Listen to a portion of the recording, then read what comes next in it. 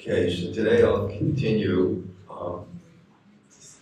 the summary of that obstacles in devotion.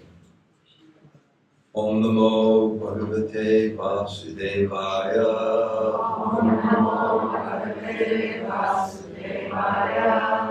Om Namo Bhagavate Vasudevaya. Om Namo Bhagavate Vasudevaya. Om Namo Bhagavate Vasudevaya. Om Namo Bhagavate Vasudevaya. So first let me tell you the outline of today's class. I'll summarize some of the points that I was speaking about in terms of the obstacles in devotion. And then with about 20 minutes left or so, we'll have a kirtan, and I'll ask people in their minds to go to the place that inspired them the most. Not only visualize it, but feel it. The priyojana, the goal is feeling, the place that gave you some realization or something. And then we share it, and it's a nice way to kind of conclude our Sangha. Rupa Goswami says that we should live in the holy Dham. It's one of the principles of Raganuga Bhakti, one of the main principles. He said, but if you can't live there, you can go there in your mind. Now I'm going to start with an interesting question. I don't want any answers. A few, maybe 4 or 5 people already know the answers, so I don't want them to call out like they're geniuses. But it's kind of relevant what I'm going to do today. What do you think my profession was? My profession was before I joined the Krishna consciousness movement. And it's a little bit, you're not going to understand why it was relevant. But it was the last job I had before I finally joined the temple. Usually I have people call out, and it's fun what they think of me when they say, yeah, you drove a taxi, or, okay. I was a... Advocado. What? Advocado. Lawyer. Oh, wait, I'm saying don't call out. Just listen to what she says, okay? I said I don't want people to call it out. So I was in America we say soccer, the rest of the world we say football. I was a sports coach in high school. That was my profession. And why is it relevant? Because what a coach is good at, they're good at making strategy. So I have to have a strategy because I went over what I wanted to speak about, and it's a lot. And I can't speak on everything. So I kind of made a strategy. So what I'm going to do is, I just wanted to give some,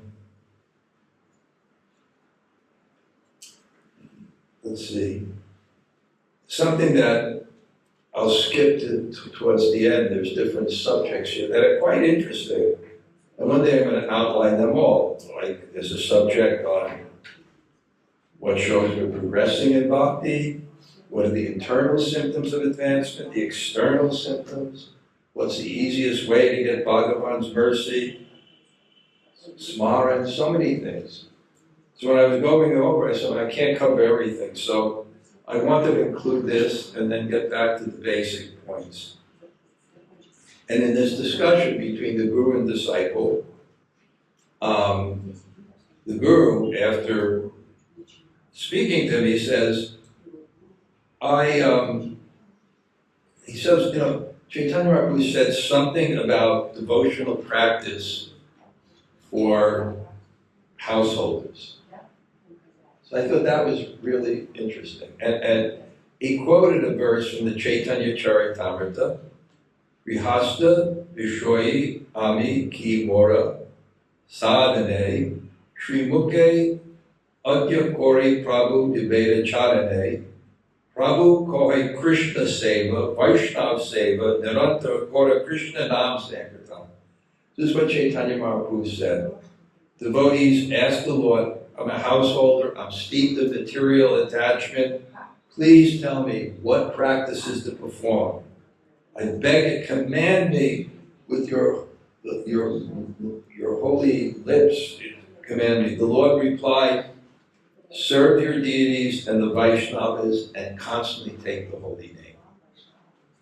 These three things. And there's an elaborate discussion, but I just want to, again, my strategy, I can't cover very much of it, but it says serve the deities, the householders should install the deities or photos. Every day they should serve with love and faith. They should partake prasadam only offered to the deities. They must never accept unoffered food. And this is compulsory activity. Then this is the real point that I think is just so powerful. It says to serve the Vaishnavas. And then in the discussion it says serving the Vaishnavas is the easiest way to please Sri Govinda.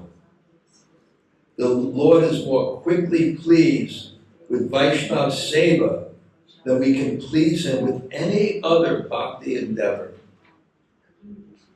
That's so important. And I know this is some of the pleasure of organizing something like this. I went to Jamuna Pavati because when you manage, you always have like a certain tenseness because there's so many things on your mind. And they said, this must be really difficult for you. She said, no, this is my pleasure. Although I couldn't read the mind, this is my pleasure. Let's thank Jamuna Pavati.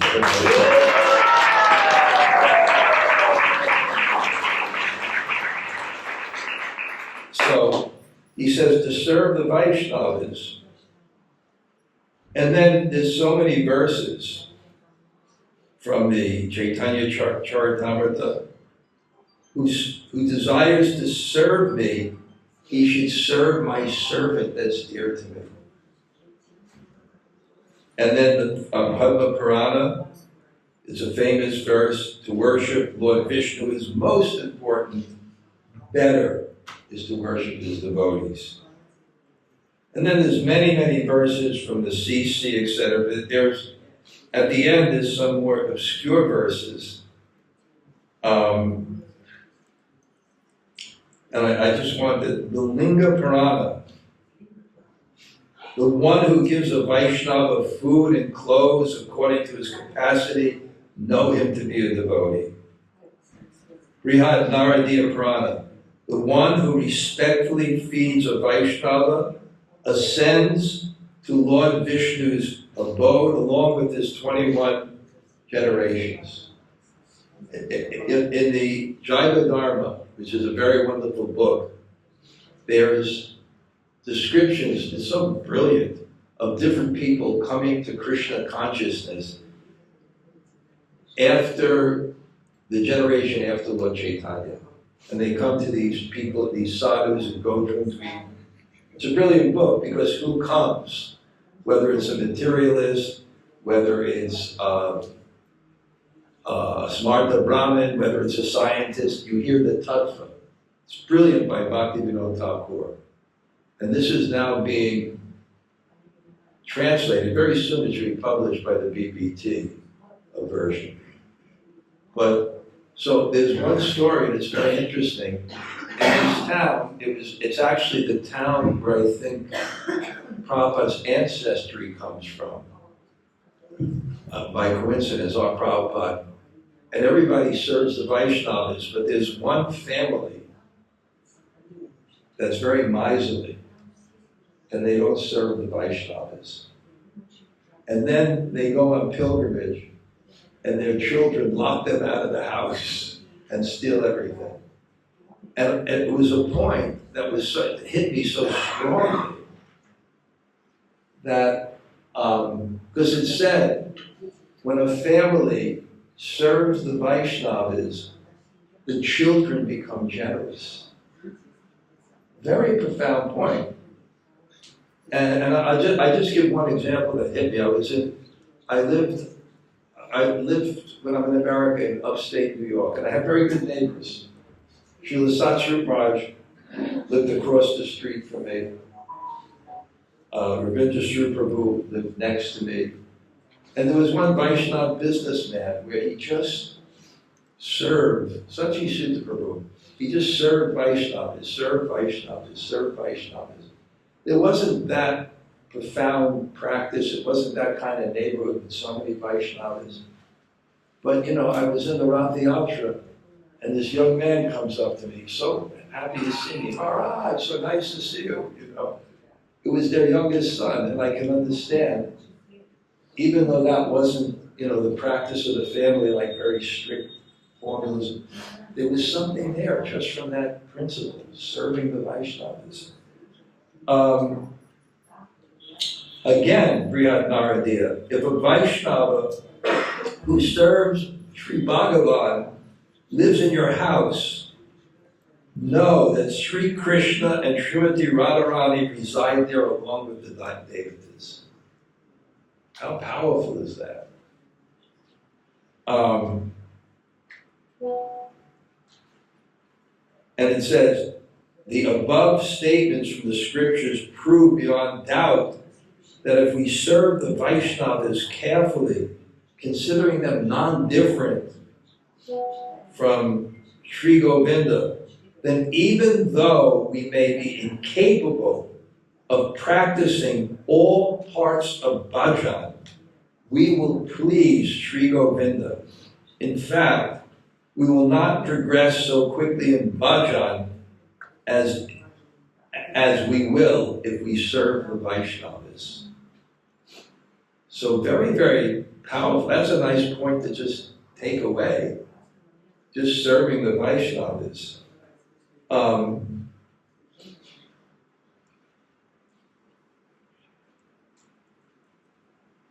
And here's another verse, I'll finish with this. In Sri Chaitanya Bhagavat, it says, Srimad Bhagavatam and other scriptures have firmly declared that serving the Vaishnavas is greater than serving Sri Krishna. They have concluded that serving the Vaishnavas is the supreme means for achieving the highest spiritual goal. That is obtaining Sri Krishna. So, it doesn't mean that there's not chanting and there's not remembering. Everything is to put Krishna, the thinking of Krishna within your mind. But this is the thing that will do it. This is the thing that will inspire your chanting and everything else. And then the last one is constantly chanting the holy name. And it was an interesting take in the discussion there.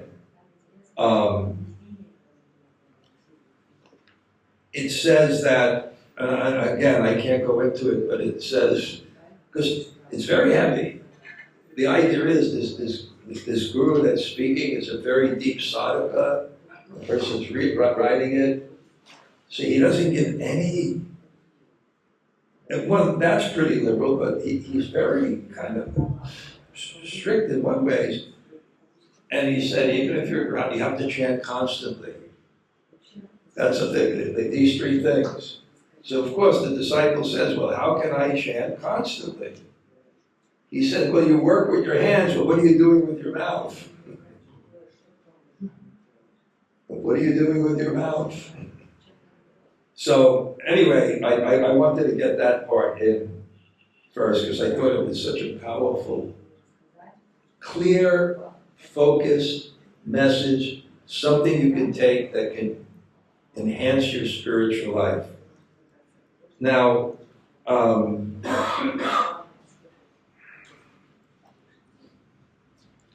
now I'm just going to summarize again because what's being stressed, and I think it's very powerful, is avoiding offense. Remember the story? The story is the person came to Vrindavan, he gave up everything, he's chanting and chanting, and the taste for Krishna consciousness, his vision of the Dham.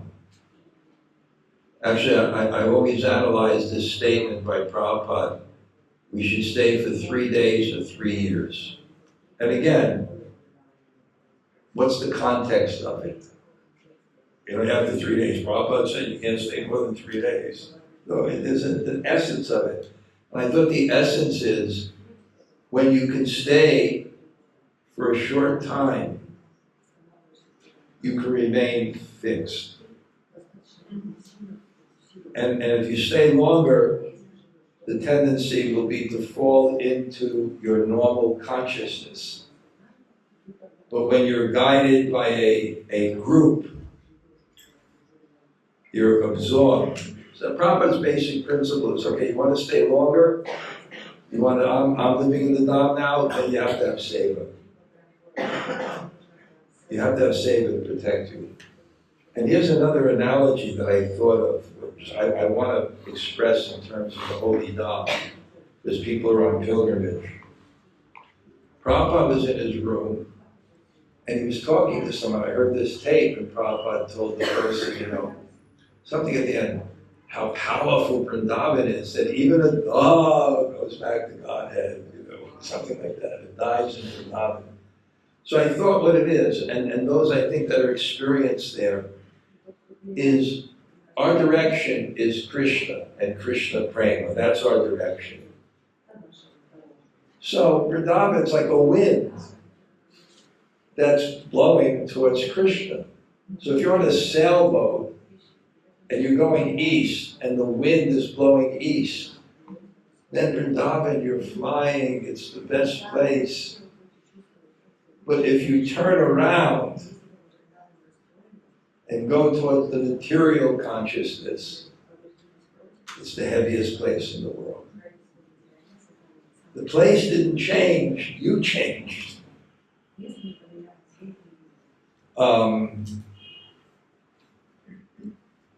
Anyway, so this principle, I lost the connection, but I'll just continue, is, I made a conception of Bhakti, a very simple conception. And I've heard this once, that prema is the energy, love is the energy between two people. You can't deny it. Sudeshri and Sanjay. There's an energy. It's not intellectual, there's an energy. It's love, because there's relationship, there's connection. So the idea is we have that same relationship with God, and those feelings that come out in relationship with God are prema. And prema pumartha mahat, that is the goal. That is the goal, to somehow feel that energy. Prayojana is pretty, it's that energy. And the reason we don't feel that energy is there's something blocking that energy from influencing us. And that's our false ego. When you think you're the center, you never can see who is.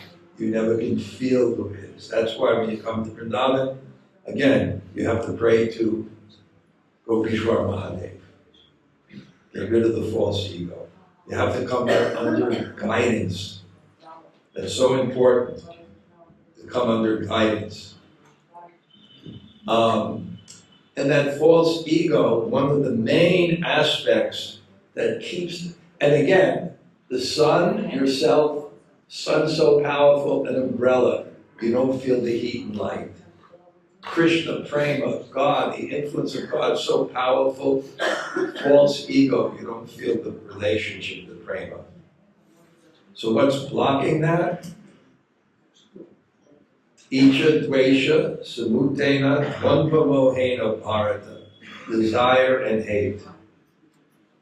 Promoting ourselves, controlling, enjoying, promoting ourselves, and feeling pleasure in others now. Either acting that way or feeling that way. So when it comes to Bhakti, this is the emphasis. That if it starts to, if that consciousness of false ego starts to manifest, especially in a Vaishnava society, you won't have that.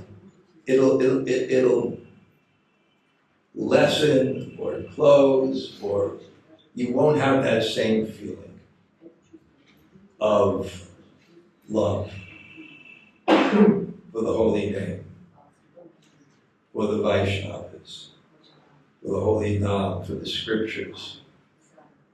So that this is what the emphasis, and Vaishnava aparad, sadhu ninda, that's the mad elephant offense. That really affects it. So that's the main obstacle to devotion. Bhakti is easy. Avoiding offenses is difficult. Avoiding criticizing Vaishnavas is difficult. And therefore, I think it's in the instructions maybe, Harinasta, or somewhere in that, Haramadye, Sarva Shreshte, Nama, Sankirtan, Nira Aparade Poyapar. Of all the practices of devotional service, chanting the holy name is the best. And if one does it without offense, one could get this energy. One could be feeling this energy. And that's what's actually happening here when you create the Vaishnava community and we're practicing the items of devotional service. All of a sudden, the name has so much more relevance to us, so much more feeling. Kirtaniya Sadahari! Kirtaniya Sadahari! Why Kirtaniya Sadahari? Because just as the eyelid protects the eye, humility protects the soul from offense. And therefore, when he gets into the recommendations of law, recommendations is to see everyone. Now, what I wanted to describe now too is there's some radical instances of avoiding offense. One is, there's a beautiful quote from the Bhagavatam that really want to progress in Krishna consciousness. It's not just the Vaishnavas, it's all living entities. And that was the point when I told you when I was at Barsana, that Sabyasachi shared with me, and also it's a great analogy. We have one instrument to feel emotions. The same instruments that feels emotions in the world, feels emotions for God. So if you're in the world and you're developing hate to others, to living entities, etc., you're developing hate, that instrument is going to be compromised in expressing and understanding his emotions to Krishna. That's such a powerful analogy.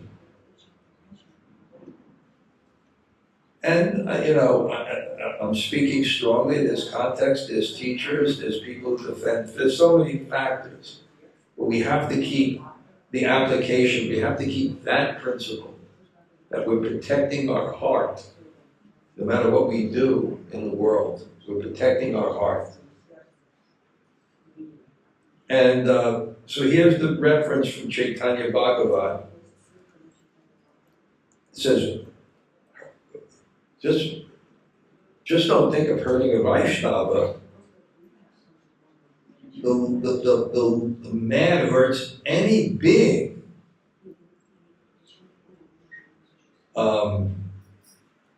his worship is in vain of Krishna. Strong. You hurt any being, your worship of Krishna is in vain. Because you're not aware that Vishnu exists in every element.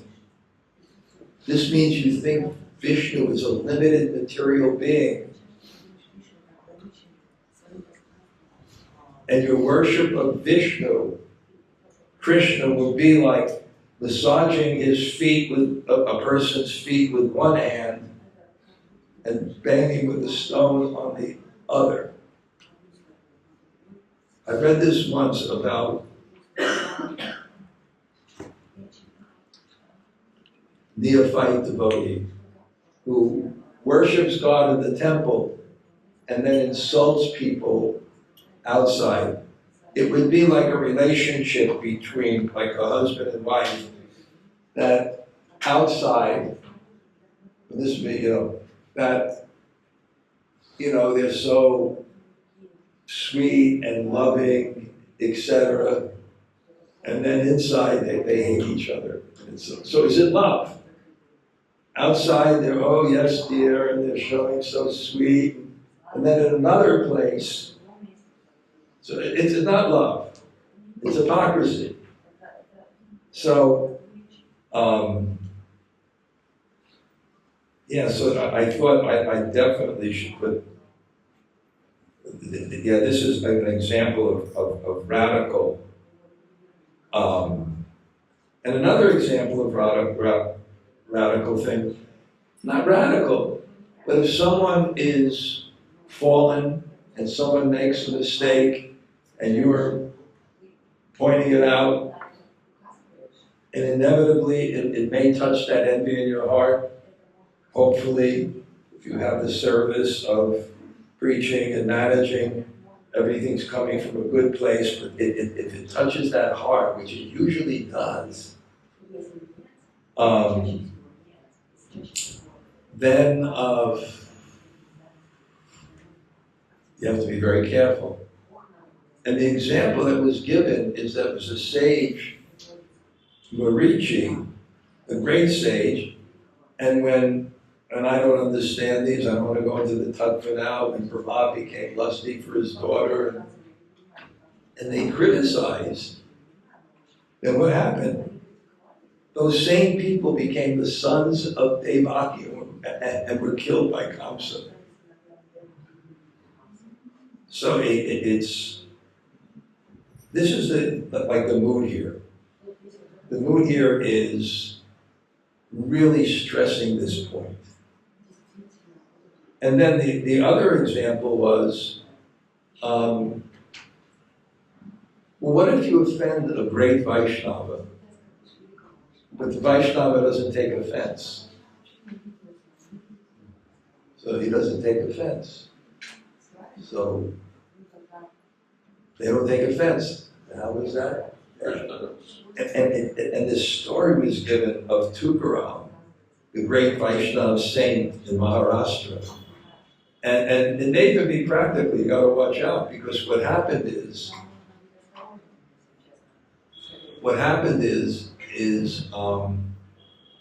he was giving a lecture, just simply giving a lecture, and there was other Brahmins, and there was a Brahmin next door, and he was also a great scholar. But Tukaram is so pure that so many people were attending his lecture. So the other person was really envious, so powerful. I told you, Lord Chaitanya was even testing Sri Damodar. He was glorifying Rupa Goswami in front of Sri Damodar, maybe Sarvabhauma Bhattacharya. He was glorifying them, and he kind of looked over them. He was testing them. It's envy. Well, it's just that false ego is so powerful. It's so powerful. So this Brahmin was getting really upset. You know how it gets in, and then it affects the mind, and you become justified, and then you find faults in the other person. And then what happened? His crowd got less, and they started going over there. How would we be in that same situation? If there was someone that we thought was we were equal to, and he was becoming, or she was becoming more powerful than us, we would be tested. We would be tested. Yeah. I gave that example of when Lord Chaitanya made that vow at the end of Kartik not to criticize any Vaishnava. Oh, I'll do that. And my God, once you become conscious of it, it becomes scary. So this guy became so possessed, he decided to beat Tukaram. And he made a club with spikes, and he almost beat him to death. And Tukaram was so, this is radical. This is kind of radical avoiding offense. But he was so pure. He was just so pure, so advanced that Tukaram said, what must I have done to cause someone like this? He took the fault on himself. And then he went and he began to apologize to the person. And then of course the other person then realized it and begged forgiveness, etc. So that's kind of radical.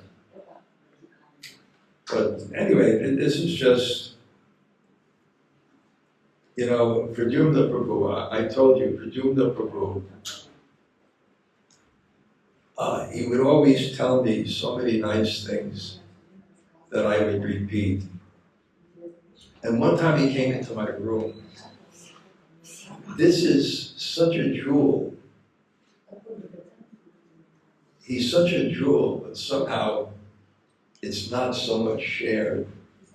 And I just kind of am in his house and in the same ashram. And he came to me, he says, one of the ways we advance is sadhu sarg. Sarg means friction. Friction with the sadhu. Because their example and their conceptions may not conform to our desires. And it can be challenging like that. Okay, now what I want to do is, let's see how many of the items of the Panchanga Bhakti we can cover, because what happens,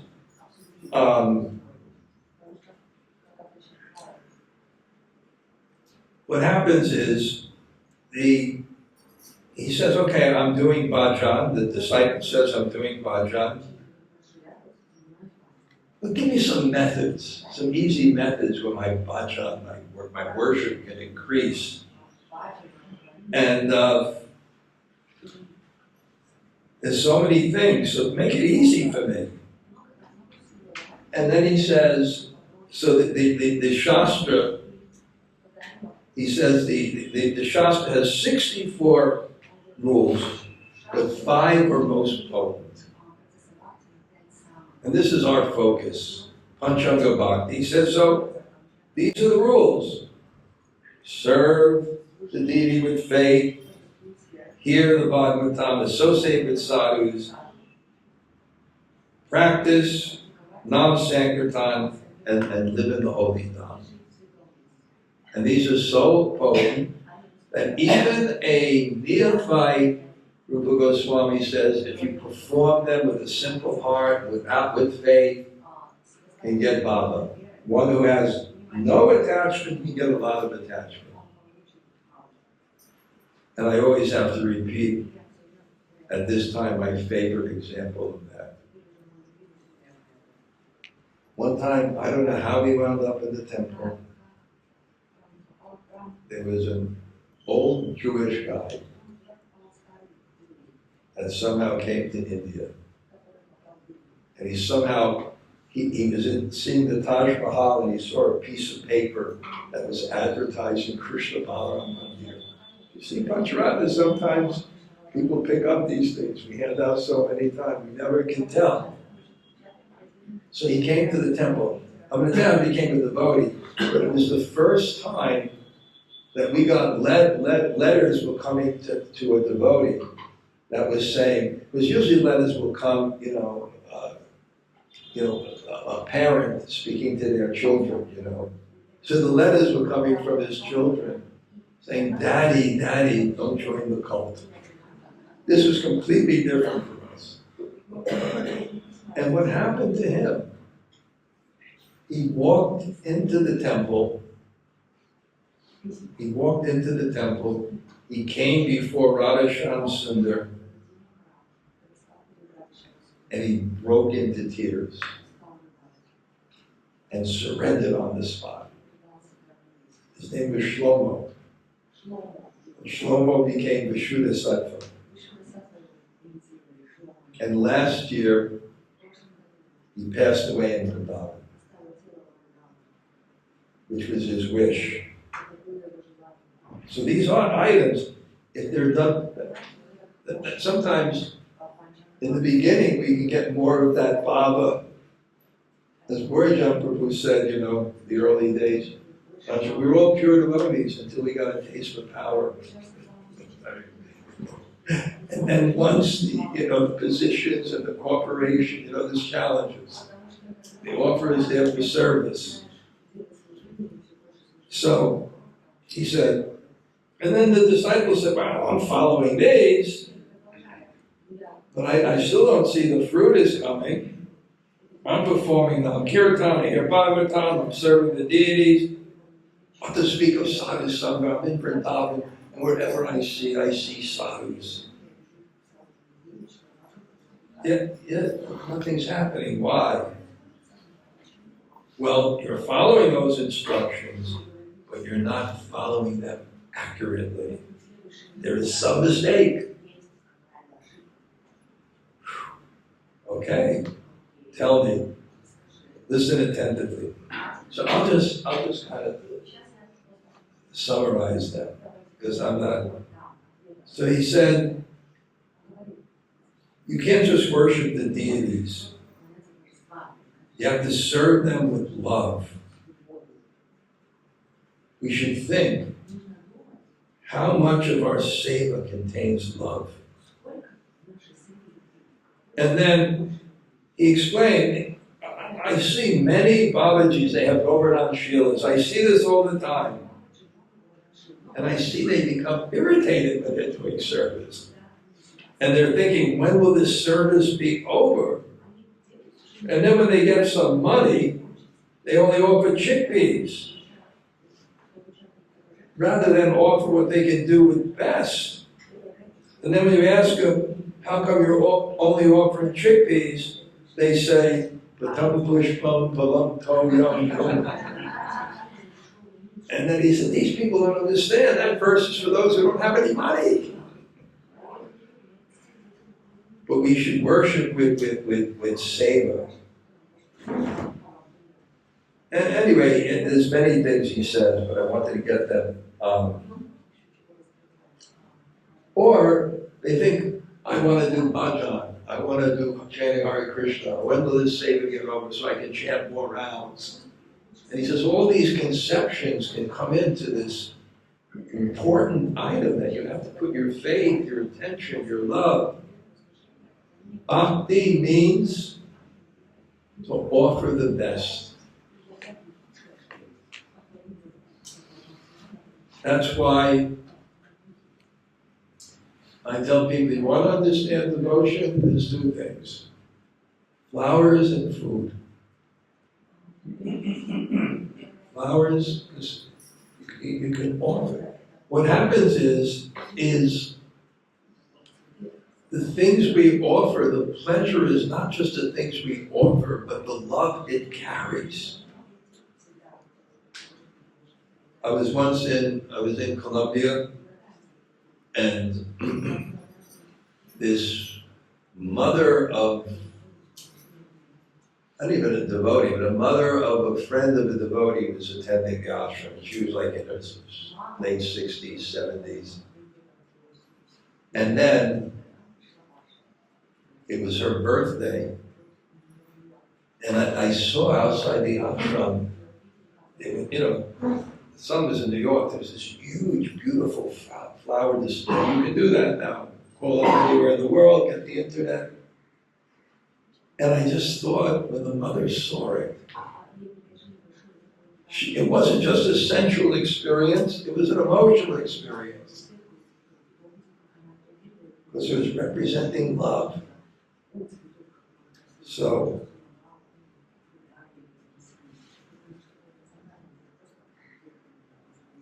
and then we discussed sadhu sangha. And he says sadhu sangha doesn't mean just associating with the it's not just with any devotees. The Upadeshamrita teaches us that there's distinctions of devotees.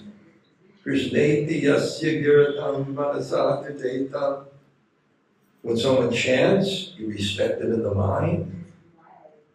When someone is initiated, serious, you show them respect.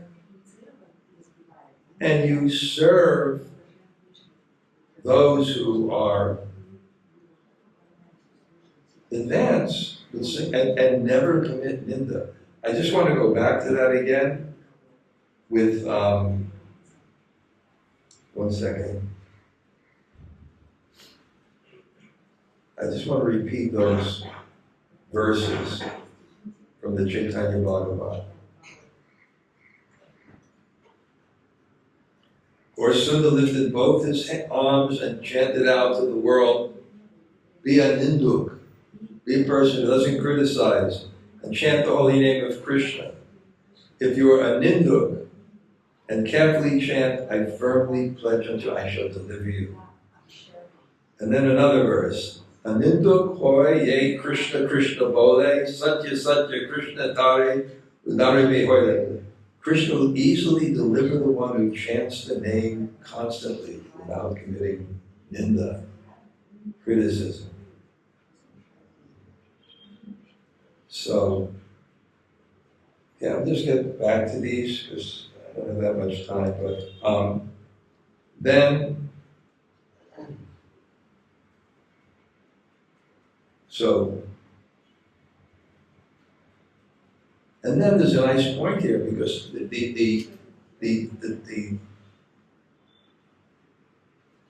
Vivek, his disciple, he says, well, where I am, it's difficult to get such association.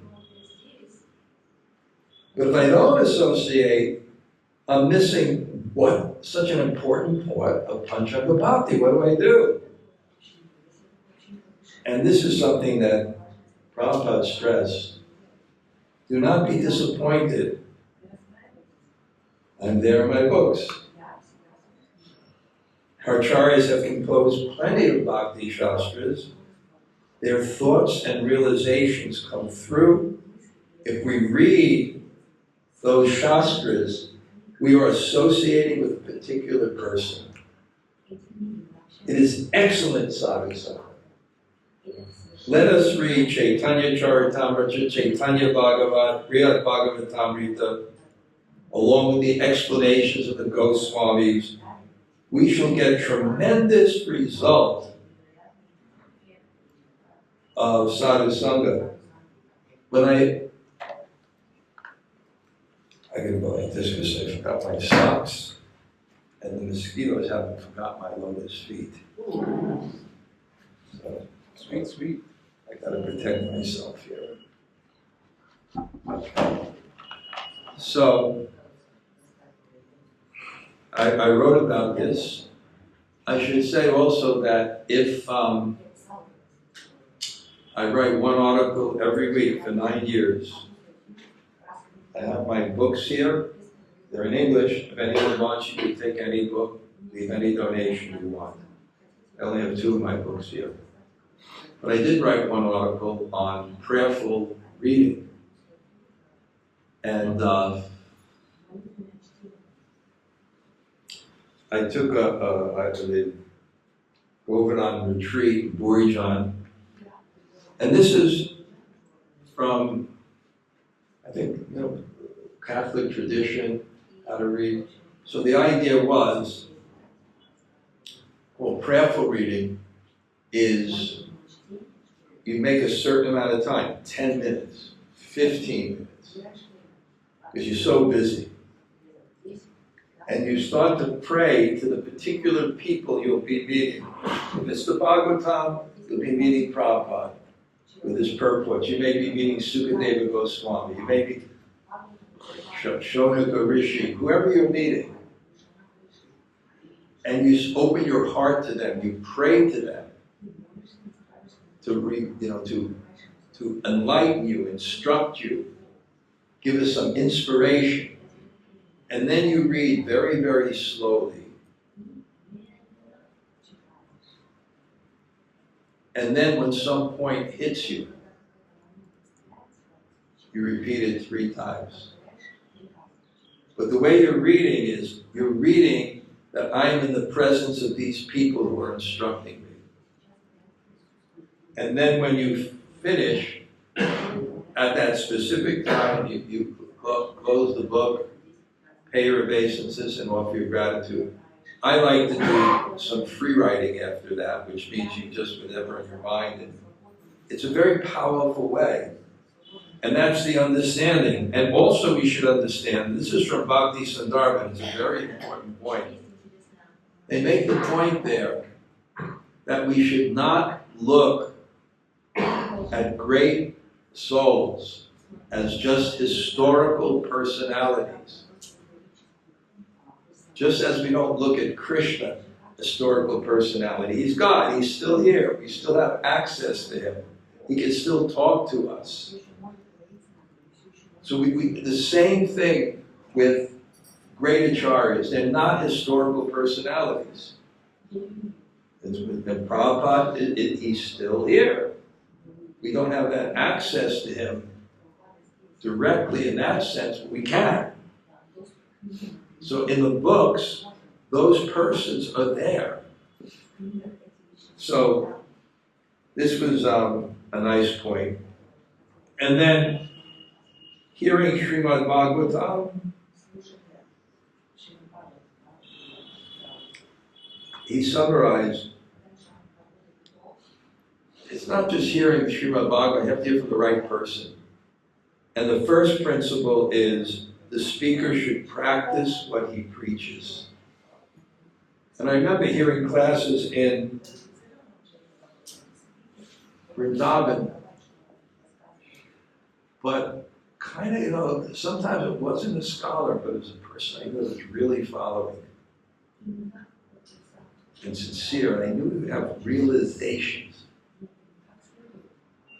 I gave that example of Dr. Fakir Mohan when he came to one of our retreats, and we had the Sanskrit students from Gopi Pranadhana school there. I told him, we got the Sanskrit students, And then he said, who is Shastra? Yeah, who knows the Shastra? They looked around, one who practices. And the person should have a taste for the Bhagavatam. Nigama Taro Galitam Palam Sukhabukam Amrita Dravitam Vivita Bhagavatam. He should have some taste, because that will be communicated. And then our responsibility is we should hear attentively and meditate on what we hear.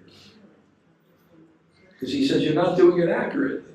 So if you're just reading the Bhagavatam but you're not meditating on it, then you're not doing it accurately. And we should practice what we hear. And then, of course, Nam Kirtan, the main emphasis was to do it properly. Shana, peace, Vichena, Aurora, peace, Ishna, Mahina. And humility, I love the definition that one sadhu in Vrindavan gave. Humility means you ask for help. And that really helped me this morning in chanting. And I'm chanting, but I'm looking, I need help. I need help to be fixed. And,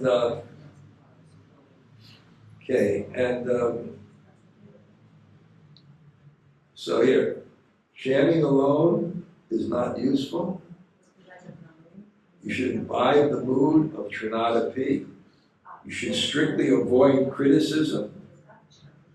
You should situate yourself and try to avoid external thoughts. You should read the Bhagavatam so that your mind is filled with the sweetness of Krishna when you chant. You should chant with the mood of devotion. And if we do that, the holy name will be pleased and grant us praying in this lifetime. Haribol. And living in the Dham, we have to consider the Dham divine. We must respect all living entities in the Dham. We should not find fault with any of the residents. Then we can say we are living in the Dham. So I have time for two things. See, I'm a good coach. I have a strategy. Okay. Any reflections on the class, questions, anything that struck you, anything that was in your heart that maybe you'll take out of the class? Try. Your last point about not finding fault. Yeah. In the Dham especially. Yeah. We are, this particular environment, there's lots of opportunity for that kind of, things go wrong, and this person does this, and that happens over here, and how do you, what do you do? Can I tell you? Tendency to, Can I tell you frankly? It's impossible. And I'll give you an example. It's kind of, I would walk for lunch every day with Rajan Swami, Shivam Swami, sometimes I went to Gore Village. And when I come down, I go Tarapan Road, and I would walk back and I would see Gore Nagar. And I could tell people, I took a picture, I could say, I just visited Gaza. Okay, that's my criticism. I just proved it all. I showed that I'm not sincere. I think the principle is keep the principle, and it's kind of, I think they say in karate or something, you can throw the punch, but you have to hold the anger. yeah. I think that's the key. And I think also, there's principles, there's applications, and we try as hard as we could. And I'll give you an example too. I was in front of the Krishna Balaram Mandir like 30 years ago. And some lady comes with shoes, and she's going to walk into the temple. And I said, very nicely, you can please take off your shoes. And she was so sassy, she was arguing with me, right? In such a nasty way. And I was getting a little bit angry. But I was enough pensive to say, am I going to use this or not? And then I decided to use it. But I was pensive, I was thoughtful about it. It was service. It was kind of like, even that was like use the anger but hold the anger. it's difficult, but what I think, and my conclusion, it's very complex. We need kshatriyas, we need rulers. I was just thinking, Prabhupada said, it was somewhere, Cambodia or something, and Prabhupada was talking, if the American president became Krishna conscious, he would say, if you harm one hair on our man, there will be fight. The kshatriya, the warriors, there's people that have to do it. But we don't lack that as much as we lack sadhus. So some people should take the service of, sadhus as much as possible. Sadhu also means the Katha. The first thing that Krishna said to Arjuna was he chastised him. Asochananda sochas tvam pragyavadam shabashase gatasa agatasa nana. Oh, you're speaking learned words, Arjuna. You're a fool. The wise man lament neither for the living nor the dead.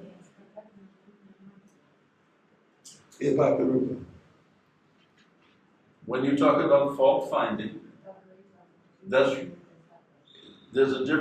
two different uses of that term. One is that you internally you see there's a fault there, and the other is that you criticize.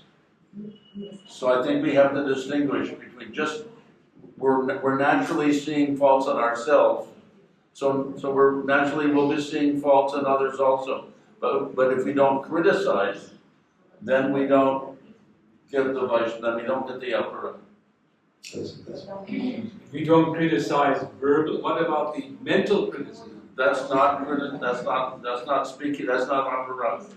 You see that there's fault there, and you take it into yourself and say, I don't want to be like that. I had this experience. I'll tell you what I did today when I was confronted with this. Yeah. Because this was at Tota Gopinath Mandir. Yeah. And I was looking around and and the thoughts in my mind were, why can't they get this together? There's this dirt here and that here. All this kind of observation was going on. And my conclusion, well, Gopinath, you've got a plan here, I guess. You must. It's your place. So let me, I have to step back. I have to, and there's a famous saying, let God, how does that go? Let go and let God, or something like that?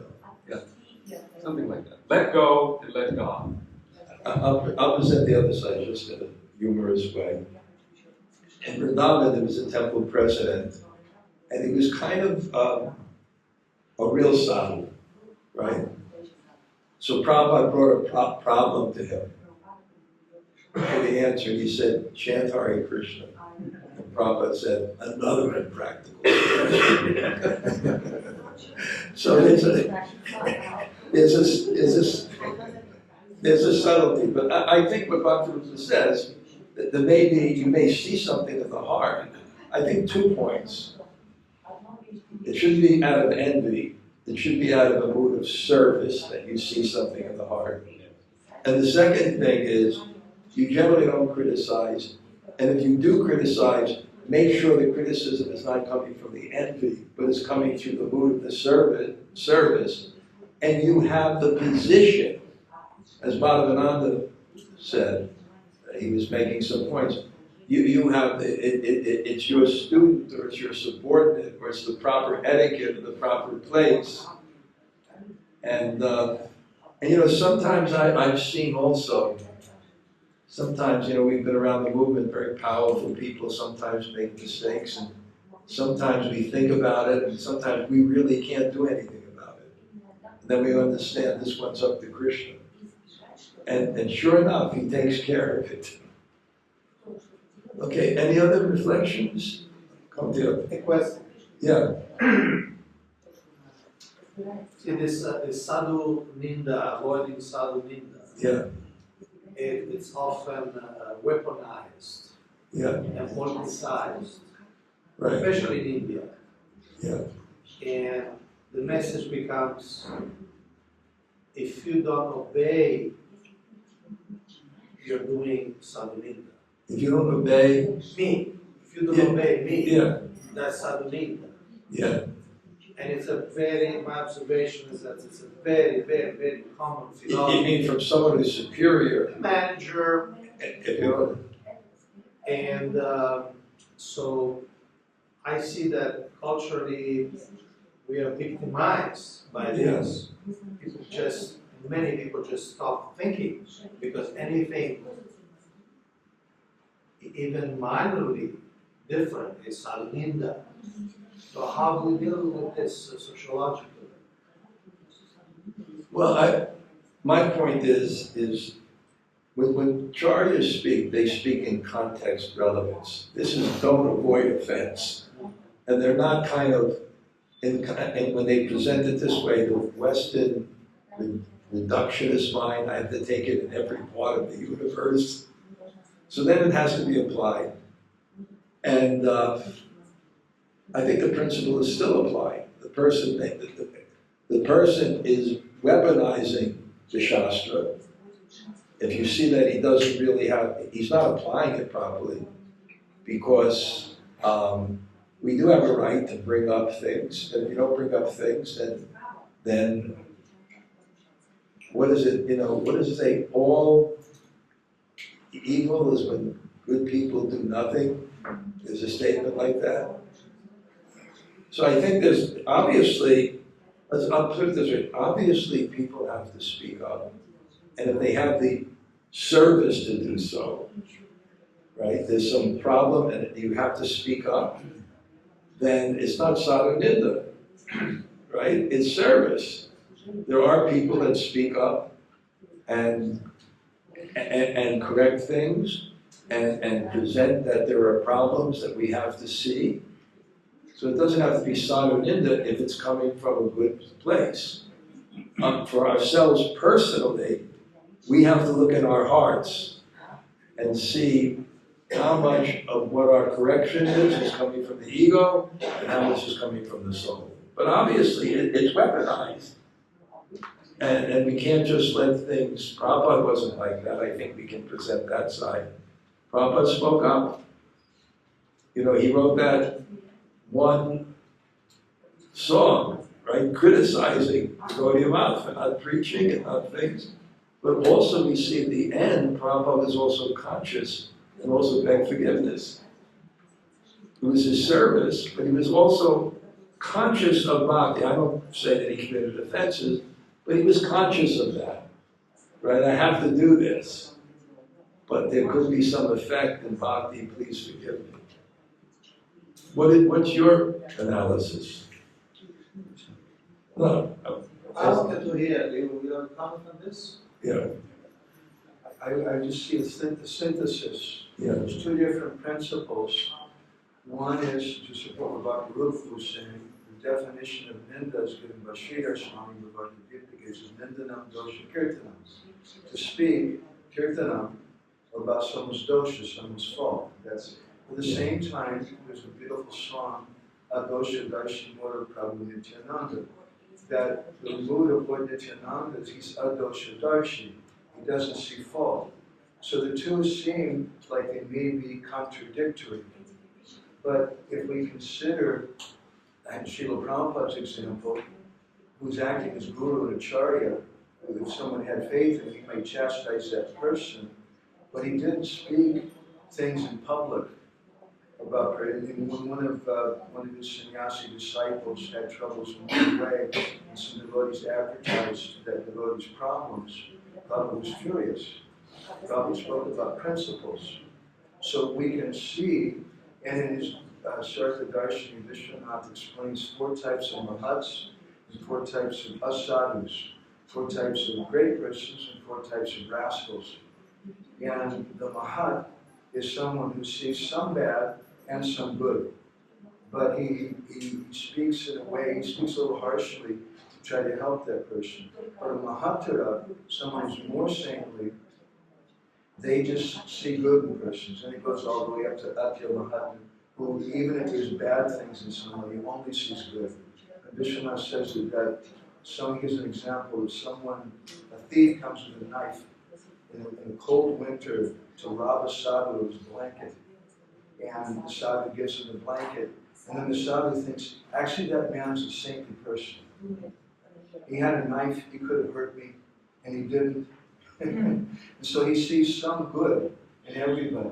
But there's a difference between seeing something, a dosha-darshi, we shouldn't see fault. And there's a difference between speaking about it. We may see, as the Mahat sees some faults in persons, we may see that, but not speaking about it. We're speaking about the principles and everything. Okay, I'm going to wind up this part of the section. It's very interesting.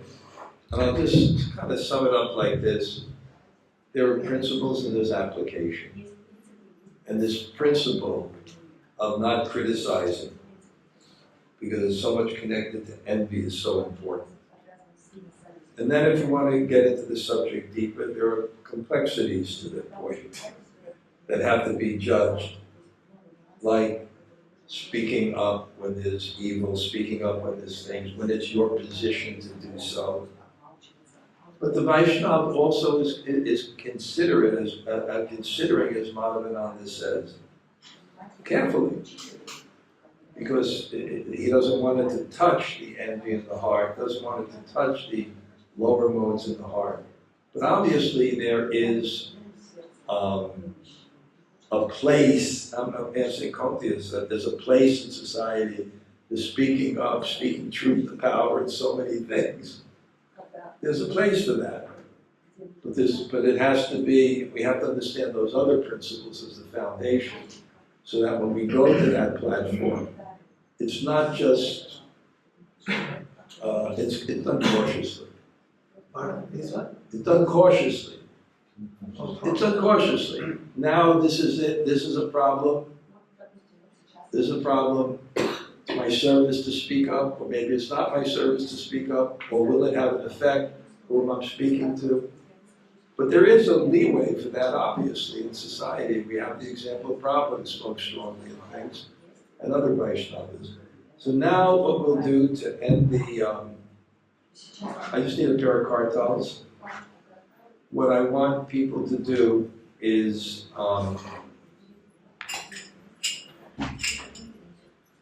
go in your mind to a place which inspired you the most.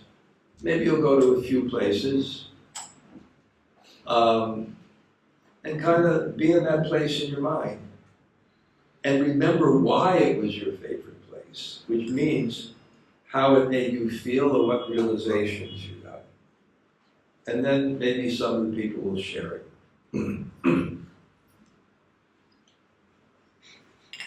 Hare Krishna, Hare Krishna, Krishna Krishna, Hare Hare, Hare Rama, Hare Rama,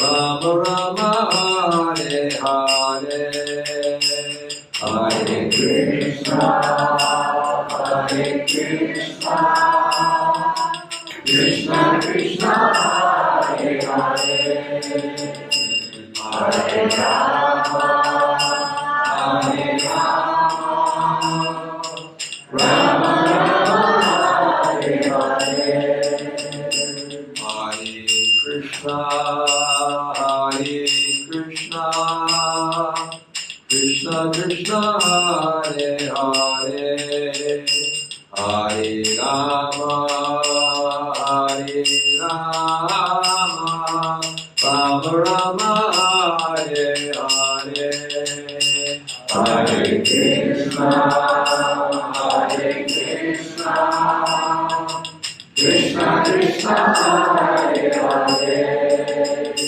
Hare Rama, Hare Rama, Rama Rama, Hare Hare, Hare Krishna, Hare Krishna, Krishna Krishna, Hare Hare, Hare Rama, Hare Rama, Rama Hare Hare Hare Krishna Krishna Krishna Hare Hare Hare Rama Hare Rama Rama Rama Hare Hare Hare Krishna Krishna Krishna Hare Hare Hare Rama Rama Rama Hare Hare Hare Krishna Krishna Krishna Hare Hare Hare Rama Rama Rama Hare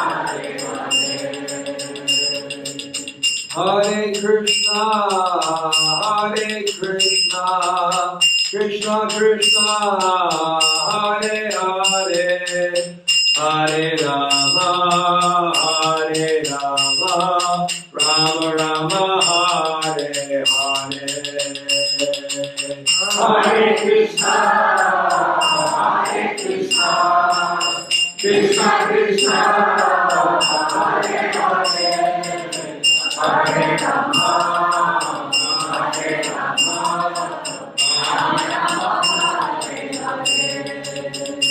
Hare Rama Hare Krishna Krishna Krishna Hare Hare Hare Rama Rama Rama Hare Hare Hare Krishna Krishna Krishna Hare Hare Hare Rama Rama Rama Hare Hare Hare Krishna Krishna Krishna Hare Hare Hare Rama Rama Rama Hare Hare Hare Krishna Krishna Krishna Hare Hare Hare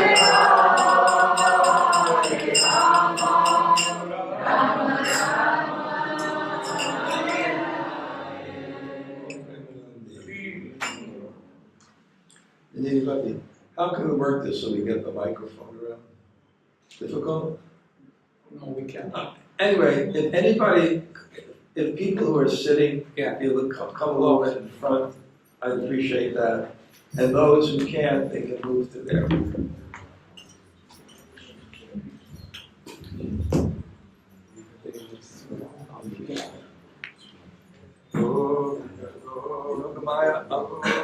Yogamaya.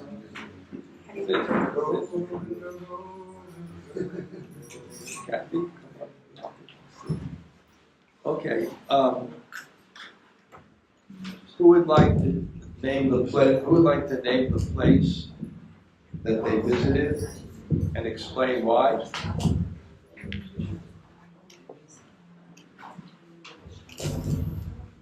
Okay. Name the place that you visited and explain why. The street, What? on the street, where the most highest Harinam Sankirtan was done. Very narrow street, the speaker, like just before we arrived to the main Jagannath temple, Jagannath Mandir, there we stopped. That place is my most favorite place because I felt we are together and I'm part of the team and part of the place. Part of Sri Jagannath Mahaprabhu's Harinam Sankirtan, which is going on love. That's mine. Haribol. Anybody else? Share? What? Shy? Okay. I tried to meditate on different places, which is my favorite, and I understood that that place is my favorite, where I had the most emotional experience on what I heard in this place. So for me, it's not like a favorite place, but like a favorite Katha, a favorite person, because that I remember. Because like previously, when I was like first in Puri, like in 2004,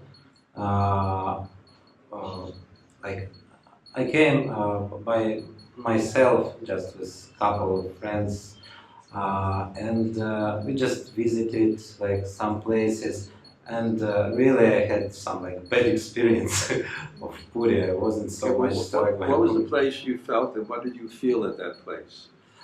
Yeah, so the main thing, yeah, what I feel, so when I hear like Madhavananda's Prabhu Katha or Your Katha or like Hari Prasad What did Prabhu you Katha, feel?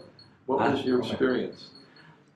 so when I feel this like something like touches my heart and tears come to my eyes, that's the most important for me, not the place itself. Okay, maybe anybody else can share? Sita, thank you. For me, it was Sita Baku, because of the kirtan that we had there, the Harinam that we had in the kirtan. And I felt that it must be what it's like in spiritual world. Because for me, the holy Dham, I can only relish it when I'm with devotees, because it's just my consciousness like that. Once the devotees are there and I'm feeling like part of the group and embedded, then I actually can relish it. So when we had that kirtan there and we were dancing, and I was like, oh, it must be what it's like there when you don't have problems with your body, you have endless energy, you have endless time, so you don't have to stop. And that made me really appreciate the congregation of devotees, and I was just thinking, I just wish I could always be around devotees, because that's really, for me, the most treasure. I was impressed when Giriraj, the Nanga, said that was the best Nagar Kirtan he ever had. That was great. Well, Radha, you can tell what place you liked and maybe what you felt there. No. Okay. Yeah. No, go. No, it's okay. Go. Я не первый раз на этом ретрите. Я очень влюблена в него. Он меня очень сильно вдохновляет. И также поднимает мою духовность, потому что здесь происходит общение садху. Эти невероятно божественные харинамы, когда идешь по этим узким улочкам, и ты понимаешь, что когда-то ходил Господь Чайтанья здесь, где-то в центре, возможно, где-то по улочкам, и ты ощущаешь частью Его, ты ощущаешь эту Его преданность, Его пример, и пытаешься всему следовать. Самое большое, наверное, это тоже Катха от Мадхавананды, Хари Патшати, и, конечно, вот эти последние наставления Махараджа меня очень потрясли. Спасибо огромное. I'd have to give her this. The line is not so. I want to make a point. I didn't even need it translated that had so much Bob. I realized she experienced something that I only pray one day I can experience. Yeah. It was very emotionally colored, and I'm not sure if I get everything, but I will try. So I'm not for the first time here on this retreat, and many times I came here, and always I feel great inspiration hearing, being together with the devotees, especially this time when we go together performing kirtan in these narrow lanes somewhere in Puri. I could feel Lord Chaitanya. I could feel how he was going through the same streets, and I could be in his presence always. And also Katha of Madhavananda Prabhu and Haripasha Prabhu, the same feeling of the Lord came into heart. This wonderful loving exchange was there, and this is an indication of the presence of the Lord, the touch, the heart. Hey, Madhura, just go to the place where you felt something and say what you felt. It's hard for me to say one place only, Maharaj. Sita Gokul definitely was very touching, very profound, as Sita said. But I have to say that hearing the classes and hearing also and seeing Pancharatna acting and speaking about Srila Prabhupada yesterday was outstanding. And but all the classes were like really, really touching in my heart. So I'm glad that we are recording everything because then we can relish again and again. Very good. Hand it to Gabby. I have to. It's very simple. You say the place you were and anything you felt. Well, again, it's hard to pick just one place, but I think the classes, the kirtan, the food, and the Vaishnavas made all the places come alive in my eyes, like the spiritual world. But if I have to choose a place, which is difficult, I will say Tota Gopinath, and particularly the incident with the sadhu there. That made a huge samskara, deep samskara in my mind. And I loved all the classes, Madhavananda Prabhu, Panchayana Prabhu acting. Everything was just perfectly designed for me to see this place with the right mood. So I'm very thankful, Maharaj, with you and all your team. Can I ask you one thing though? Yes. That incident that inspired you, why did it inspire you? That guy was so flaming angry.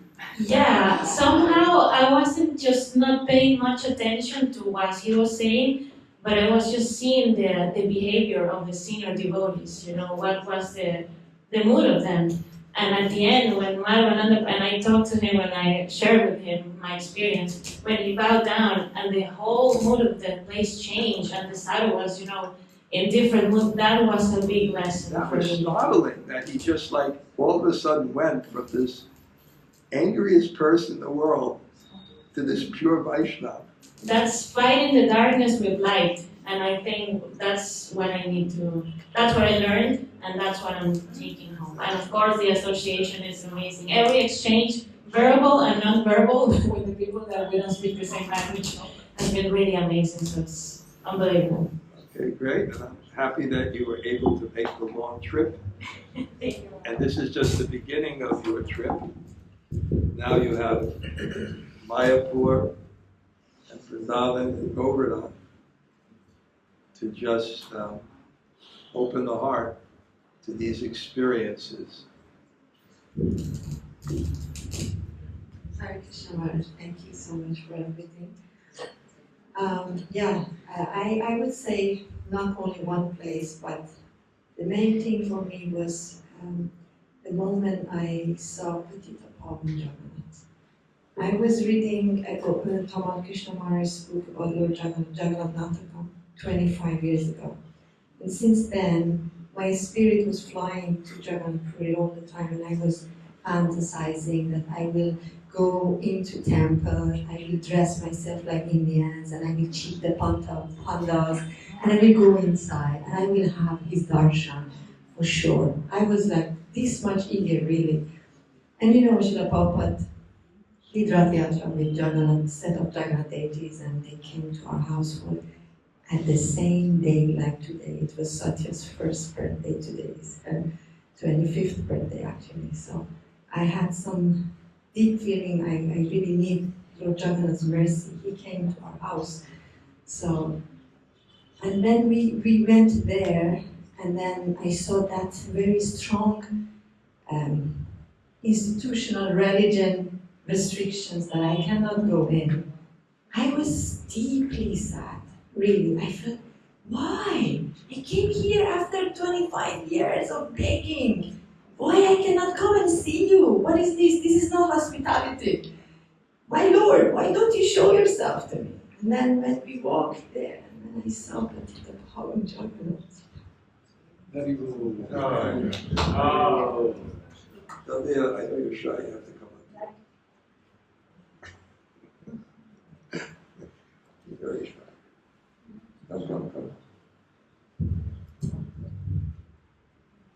All you have to do is say the place that inspired you, and maybe say why.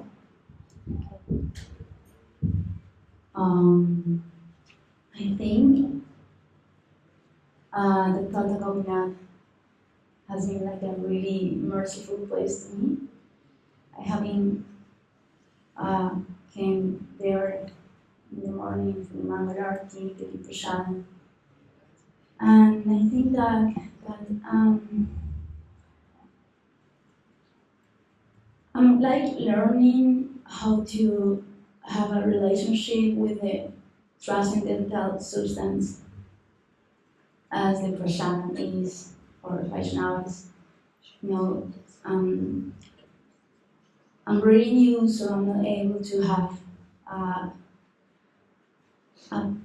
a sacred approach with Prashadam with the Vaishnavas, but being Katha Gaudiya has given me this experience. I have never experienced that, you know, I used to take Prashadam as a common food, but being there it was like, oh, this is, I don't know how to explain that, but I could experience that I was taking the remnants from Krishna. And one day in the morning, after seeing the lotus feet of Katha Gaudiya, I was very touched. And then the pujari was sharing some prashadam, and it was felt like, you know, I don't deserve that. I couldn't believe that it was there. And then he started to share prashadam, just a little part to everyone, and it was that, like, I was like the last person, and I had my hand like, you know, like I'm begging this prashadam. I was feeling that. And then he gave me a huge part of prashadam, the biggest part. And I was so touched, and then I understood that this is the way to approach the prashadam to me. It's just like, this is a great mercy, I'm just begging this mercy. And yeah, I was at another moment feeling very grateful for the mercy of Chaitanya Mahaprabhu, because I know that he bring me here. And I was feeling like, oh, I feel so full of love that I feel very grateful to be able, by the mercy of Shri Guru and Shri Gauranga, to share something of this with the people. And this is like the great mercy that I can receive, to be able to serve this mission in this way. Very nice, thank you. Very well.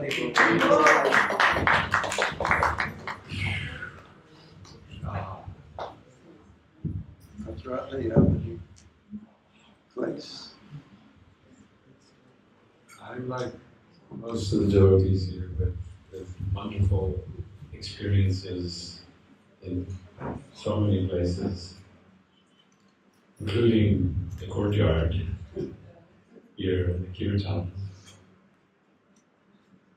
But I guess what I think I hope to especially keep with me more and more is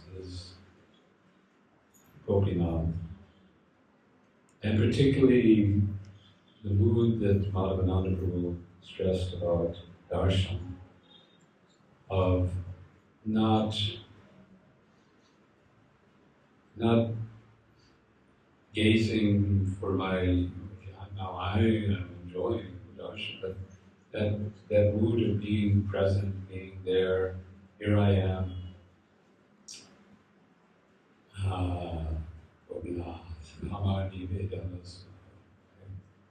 I have no good qualities, but here I am. And I have something, but I have something to offer you. And particularly, I'm hoping to make the offering of your names by chanting and with some sincerity.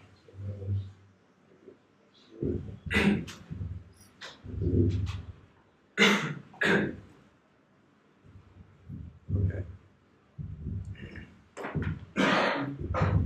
I also don't think so much in terms of places. But Katha, I like to see with my ears.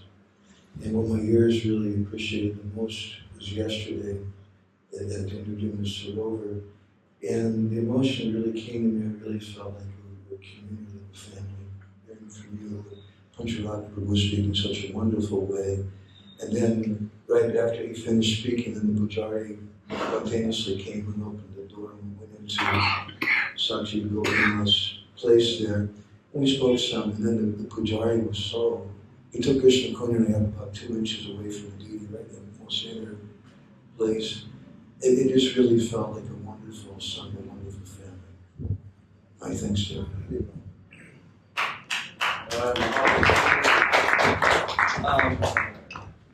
One or two more, and then we have some announcements. Krishna, come up here.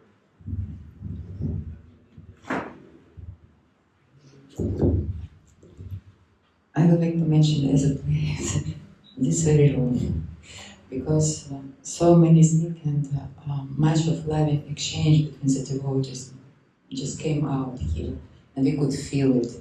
And it was the best time and the best way to exchange our greeting, our love towards each other. Then here we have wonderful Katha, so many devotees, and Madhavananda Prabhu, and your good self, and Mahaprabhu Prabhu, and we heard about the glory of Shravanam and Kirtanam and Smaranam in one place, and it was very touching. And I could feel that my relationship with the devotees, like the goal of this parikrama, were established and deepened here. And the goal, our prayojana of this wonderful retreat was establishing the community, the wonderful togetherness. This feeling was gotten here. And another place is Patitapavana Jagannath.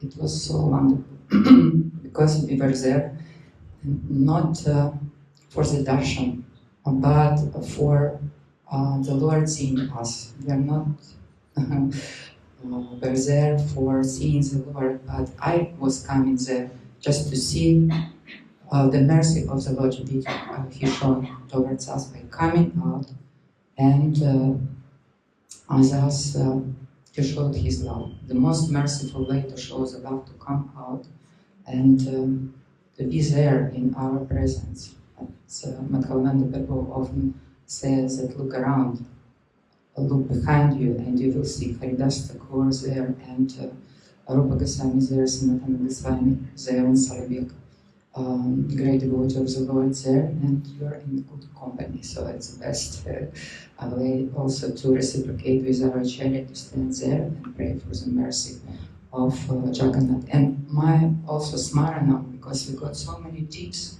on different ways to practice what we heard from you, from Madhavananda Prabhu, and for Hari Prasad. And my Smaranam was Patitapavana Jagannath, always. And in my kirtan here, in my japa here, in my parikrama here, it's just here. The vision of Jagannath, and I could feel immediate reciprocation from the Lord. That how about if they responded to Mahamaya or Nandi? What's that? How about Nandi, Mataji, or Titi Guna? They can raise their hands if they'd like to. Nandi, would you like to say something? What? Well, you have to come up here. This is the last one. Get back.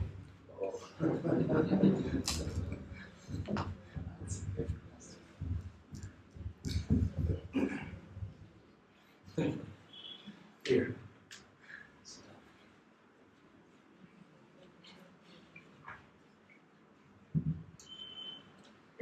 I feel like crying.